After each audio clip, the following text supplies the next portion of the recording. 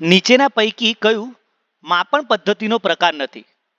Digital scale, nominal, ordinal, interval એ સંશોધનમાં ઉપયોગ થતી માપનની પદ્ધતિઓ છે, જ્યારે ડિજિટલ સ્કેલ એક ફિઝિકલ માપન સાધન છે. સંશોધન સ્કેલનો પ્રકાર નથી.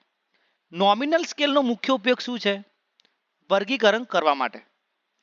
ચેકલિસ્ટનો મુખ્ય હેતુ શું છે? ચકાસણી કરવી. ઓર્ડિનલ સ્કેલનો ઉપયોગ ક્યારે થાય છે? ક્રમમાં ગોઠવવા માટે. લિકટ સ્કેલ કયા પ્રકારની સ્કેલ છે? Interval scale. ચેકલિસ્ટ કઈ પ્રકારની ડેટા સંગ્રહ પદ્ધતિ છે? પ્રબિમાનાત્મક. રેશિયો સ્કેલની ખાસિયત શું છે?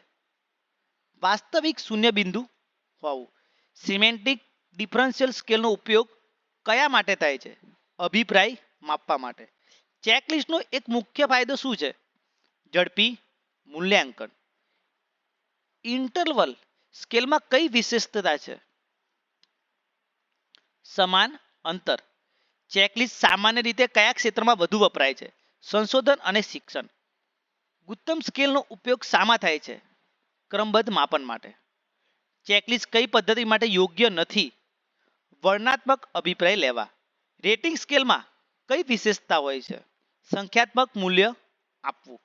ચેકલિસ્ટનો એક ગેરફાયદો શું છે? ફક્ત ઓબ્જેક્ટિવ માહિતી મેળવવી.